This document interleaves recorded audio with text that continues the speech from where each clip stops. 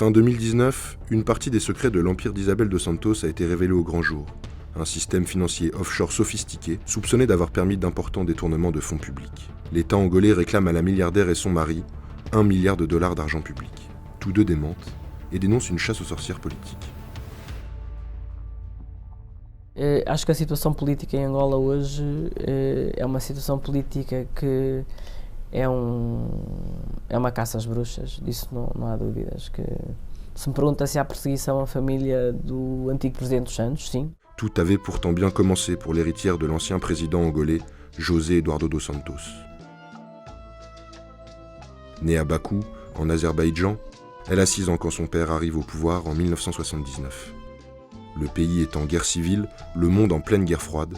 L'État angolais reçoit le soutien de Cuba et de l'URSS, ce qui n'empêche pas son président d'envoyer sa fille à Londres, chez sa mère la russe Tatiana Kourkova. Elle étudie l'ingénierie mécanique au King's College et les langues. Elle en parle d'ailleurs 6 aujourd'hui. Le conte de fées s'écrit à la perfection. Elle épouse un ambitieux homme d'affaires danois d'origine congolaise, Sindika Dokolo. Le couple glamour aime le luxe et l'assume. La fête de mariage est somptueuse et coûte $4 millions. En 2017, elle est érigée par le magazine Forbes, africaine la plus riche de la planète, avec une fortune estimée à plus de $3 milliards. Isabelle a la réputation d'être une femme d'affaires tenace et exigeante, mais toujours discrète. Dans une interview en 2013, elle déclare « Depuis que je suis tout petite, j'ai le sens des affaires. À 6 ans, je vendais déjà des œufs. » Ce qui continue de faire rire à Luanda. Sous le long règne de José Eduardo dos Santos, Isabelle jouit d'un statut digne d'une première dame.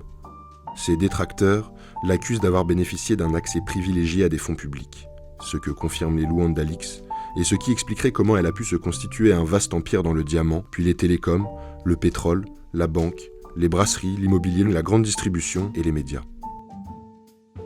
Et jusqu'au Portugal, où grâce à des sociétés offshore, elle a pris des participations dans des entreprises, et notamment des banques. Elle contrôle par exemple 19% de la BPI, la 4e banque de l'ancien pays colonisateur. Nommée en juin 2016 par son père à la tête de la Sonangol, la compagnie pétrolière nationale, elle prétend vouloir assainir cette société opaque minée par la corruption. Mais c'est tout l'inverse, et des virements douteux de plusieurs dizaines de millions de dollars sont mis au jour par la justice.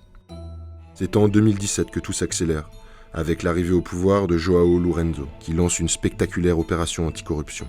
Isabelle est devenue le symbole du népotisme reproché à son père, et en novembre, elle est évincée de la Sonangol et se retrouve au cœur d'une enquête sur un transfert suspect. 38 millions de dollars auraient été versés d'un compte de la Sonangol vers une société opaque établie à Dubaï. Fin 2019, ce sont d'autres affaires de prêts d'argent public jamais remboursés qui éclaboussent l'héritière. Des sommes astronomiques auraient été détournées puis cachées selon la justice angolaise. À 46 ans, Isabelle dos Santos n'est pas rentrée en Angola depuis 2018, où elle dit craindre pour sa sécurité. Elle vit aujourd'hui entre Londres et Dubaï. Début janvier, les autorités du Portugal ont annoncé l'ouverture d'une enquête pour de présumés blanchiments de fonds publics. Isabelle dos Santos n'a pas encore réagi, mais a d'ores et déjà annoncé qu'elle ne coopérerait pas avec la justice angolaise. A luta continua. Muita coragem. Então, com isto, beijo a todos.